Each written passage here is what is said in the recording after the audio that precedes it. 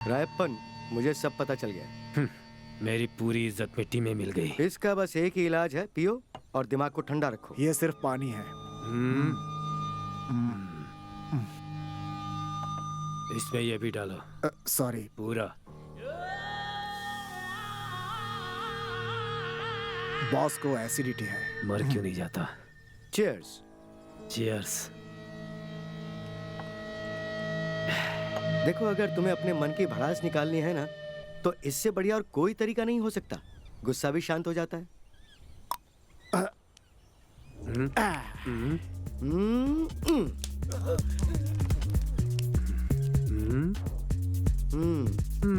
देखो, कल मैं गांव जा रहा हूँ। इन दोनों आदमियों को उड़ाना कोई बड़ी बात नहीं है, लेकिन उन्होंने वो सोना कहाँ रखा है ये पता करना ज्यादा इम्पोर्टेंट है। वो तो ठीक है, पर गांव में जाएंगे कैसे? अपना इंस्पेक्टर जा रहा है ना।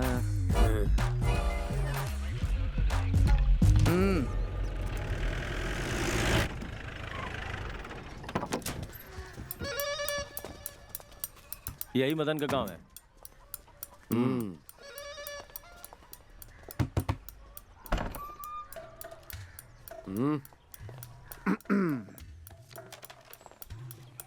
ए, क्या हो रहा है यहाँ?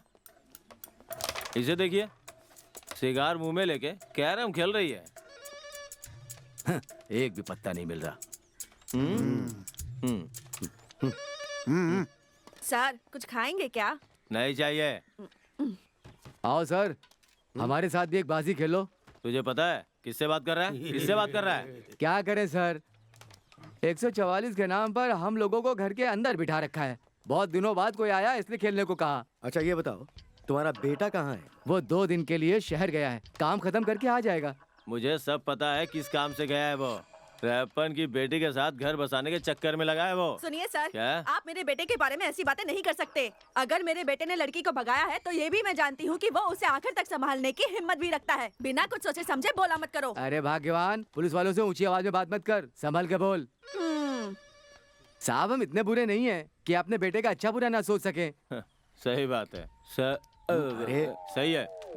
गांव में 144 की धारा लगी है और तुमने इस पूरे घर को जुए का अड्डा बना के रख दिया है। लोगों के पास कोई और काम नहीं है सर, इसलिए ऐसा किया। जाते समय दरवाजा बंद कर दीजिएगा। हमें ऑर्डर दे रहा है? हाँ? क्या हुआ? वो जोकर मिला क्या?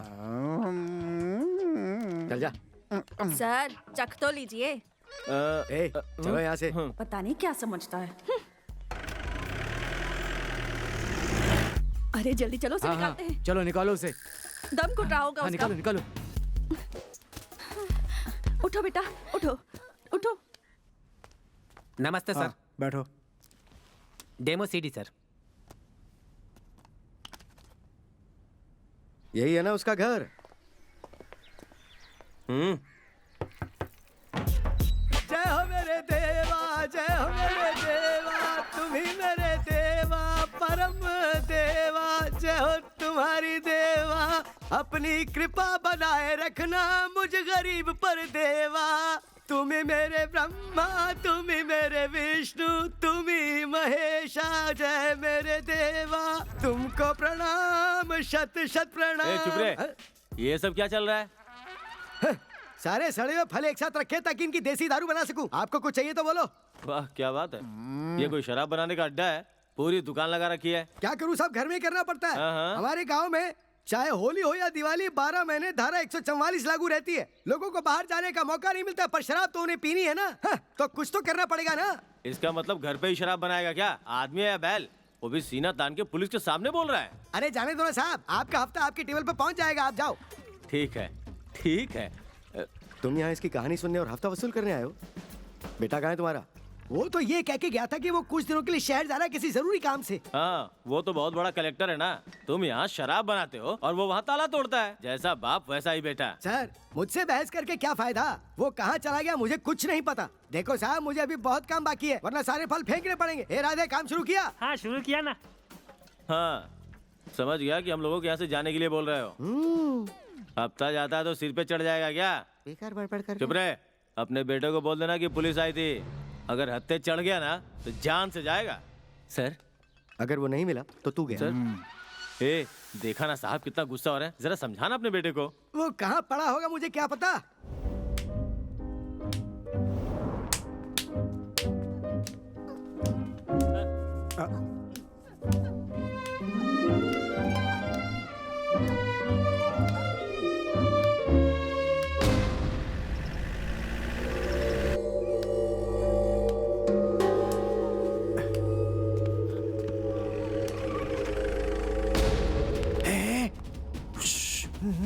पुलिस आई है, संभल कर।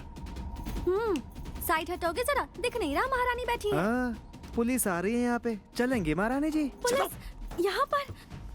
हे, हे, इधर से, हे, उठो। हे, पुलिस आ रही है, चलो। अबे पुलिस आ गई, चल। क्या? सर अंदर चलिए सर। इस तरह घर घर घूम के मैं परेशान हो गया हूँ। सही है सर, लेकिन रैपन के बारे में भी तो सोचिए, वो भी हमारा कितना ख्याल रखते हैं सर। हमें भी उनके बारे में सोचना चाहिए सर। तुम्हारी ये सोच तुम अपने पास रखो।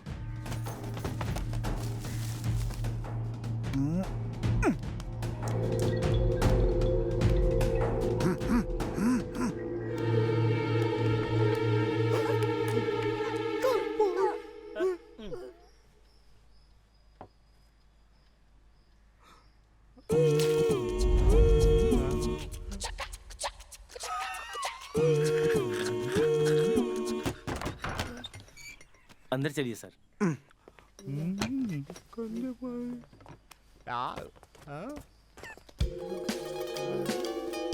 ए, तुमने खुद की तस्वीर कैसे बनाई?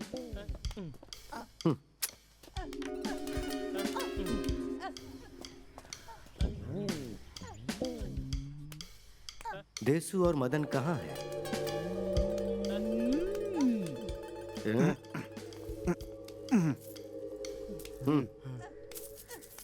अगर कुछ याद आए तो बता देना।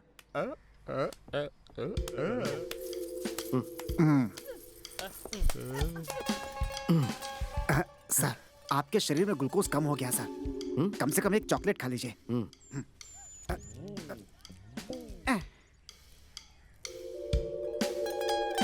लगता है यही वो जगह है जहाँ उसने सोना छुपाया है।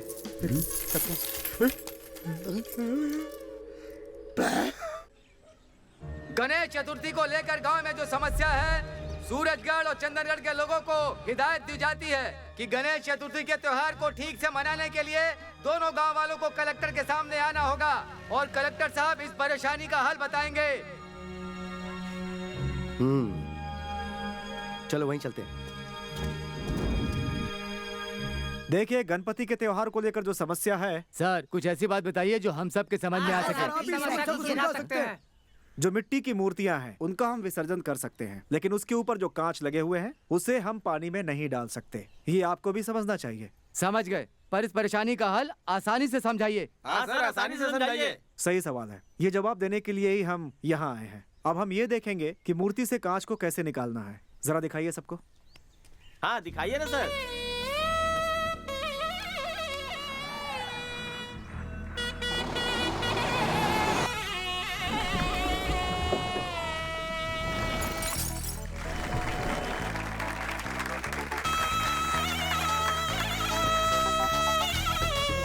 आप सब लोग ये तरीका अपनाएंगे?